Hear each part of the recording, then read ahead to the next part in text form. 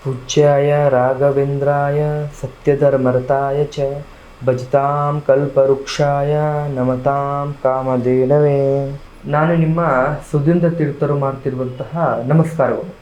ನಮ್ಮ YouTube channel ಆದಂತಹ ರಾಯರ ಜ್ಯೋತಿಷ್ಯ ಫಲಕ್ಕೆ ಸ್ವಾಗತ. ಇವತ್ತಿನ ಒಂದು ವಿಡಿಯೋದಲ್ಲಿ ಜೂನ್ 29 ಜ್ಯೇಷ್ಠ ಹುಣ್ಣಿಮೆ ಇದೆ. ಈ ಹುಣ್ಣಿಮೆ ಕಳೆದ ನಂತರ ಜುಲೈ ತಿಂಗಳಲ್ಲಿ ಈ ಕಟಕ ರಾಶಿಯವರಿಗೆ ಯಾವ ರೀತಿಯ ಭವಿಷ್ಯ ಇದೆ ಅಥವಾ ಈ ಮಾಸ ಭವಿಷ್ಯ ಹೇಗಿದೆ ಅನ್ನುವಂಥದ್ದು ಈ ವಿಡಿಯೋದಲ್ಲಿ ತಿಳಿಸ್ಕೊಡ್ತಾ ಇದ್ದೀನಿ. ಈ ವಿಡಿಯೋ ನಿಮಗೆ ಇಷ್ಟ ಆಗಿದ್ದಲ್ಲಿ ದಯವಿಟ್ಟು ಲೈಕ್, ಶೇರ್ ಹಾಗೂ ಸಬ್ಸ್ಕ್ರೈಬನ್ನು ಮಾಡಿ. ಮೊದಲನೇದಾಗಿ ವೃತ್ತಿ ಹಾಗೂ ಉದ್ಯೋಗದ ಬಗ್ಗೆ ನೋಡೋದಾದರೆ, ವೃತ್ತಿ ಜೀವನದಲ್ಲಿ ಹೊಸ ಬದಲಾವಣೆಗಳನ್ನು ಎದುರಿಸಲು ಸಿದ್ಧರಾಗಿ ನಿಮ್ಮ ಕೆಲಸದ ಸ್ಥಳಗಳಲ್ಲಿ ನಿಮ್ಮ ಸೃಜನಶೀಲತೆಗೆ ಮನ್ನಣೆ ಸಿಗುತ್ತೆ. ನಿಮ್ಮ ಸಹೋದ್ಯೋಗಿಗಳ ಜೊತೆಗೆ ತಾಳ್ಮೆಯಿಂದ ವರ್ತನೆ ಮಾಡುವುದು ನಿಮಗೆ ಉತ್ತಮವಾದ ಫಲ ಸಿಗುತ್ತೆ. ಇನ್ನು ಹಣಕಾಸಿನ ಸ್ಥಿತಿಗತಿ ಸುಧಾರಣೆಯಾಗುತ್ತೆ. ಆದರೆ ಹೂಡಿಕೆಯಲ್ಲಿ ಅವಸರದ ನಿರ್ಧಾರಗಳನ್ನು ದಯವಿಟ್ಟು ತೆಗೆದುಕೊಳ್ಬೇಡಿ.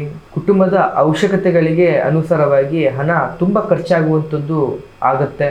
ಇನ್ನು ವ್ಯಾಪಾರಸ್ಥರಿಗೆ ಇದು ಮಧ್ಯಮ ಫಲ ಅಂತಲೇ ಹೇಳ್ಬೋದು. ಯೋಜನೆಗಳನ್ನು ಹಮ್ಮಿಕೊಳ್ಳಲು ಇದು ಉತ್ತಮವಾದ ಸಮಯವಲ್ಲ. ಬದಲಾಗಿ ಹಳೆಯ ಯೋಜನೆಗಳನ್ನು ಅಚ್ಚುಕಟ್ಟಾಗಿ ಪೂರ್ಣಗೊಳಿಸಿ. ಇನ್ನು ನಿಮ್ಮ ಪ್ರೀತಿಯ ವಿಚಾರದಲ್ಲಿ ಸ್ವಲ್ಪ ಆತ್ಮಹತ್ಯೆ ಅನ್ನುವಂಥದ್ದು ಹೆಚ್ಚಾಗುತ್ತೆ. ನಿಮ್ಮ ಸಂಗಾತಿಯೊಡನೆ ಉತ್ತಮವಾದ ಸಮಯವನ್ನು ಕಳಿತೀರಾ. ಇನ್ನು ಯಾರೆಲ್ಲ ಮದುವೆ ಆಗಿಲ್ಲ ಅವರಿಗೆ ಕಂಕಣ ಭಾಗ್ಯ ಯೋಗವಿದೆ. ಕುಟುಂಬದೊಡನೆ ಭಾವನಾತ್ಮಕ ಸಂಬಂಧ ಹೆಚ್ಚಾಗುತ್ತೆ.